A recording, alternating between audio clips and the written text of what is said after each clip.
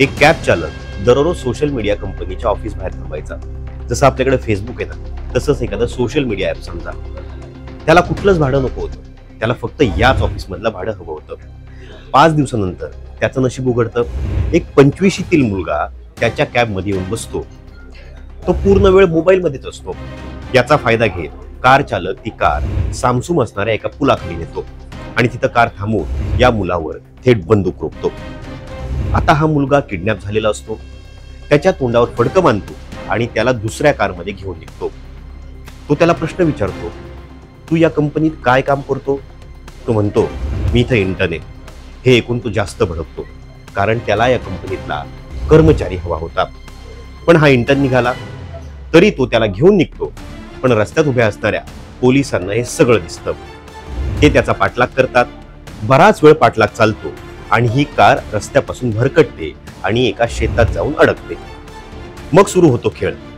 Kidnapper, तो मुलगा, ती सोशल मीडिया कंपनी आणि पोलीस.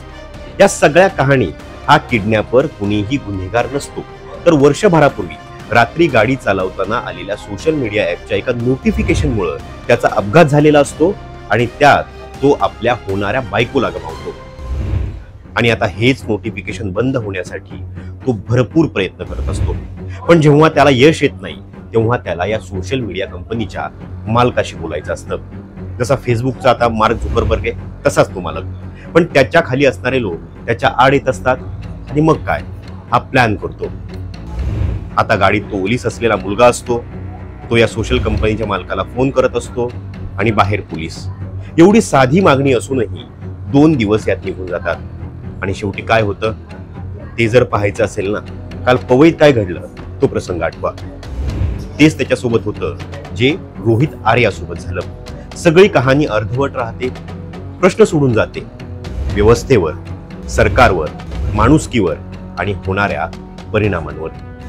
माणसाचं आयुष्य किती कवडीमोल झालंय हेच जाणवत राहतं. या कहाणीत मुलाचा जीव महत्वाचा होता आणि सामान्य माणसापासून गुन्हेगार झालेल्या किडनॅपरचाही. पण व्यवस्था एकाला नेहमी संपवते. तुमच्या टीव्ही स्क्रीनवर एक हिरो बनतो आणि संपलेला विलन पडद्याआड गेलेला असतो. नेटफ्लिक्सवर आजपासून 10 वर्षांपूर्वी आलेली ब्लॅक मिरर नावाची ही सिरीज, ज्याची कहाणी आज आठवली म्हणून तुम्हाला सहज सांगितलं.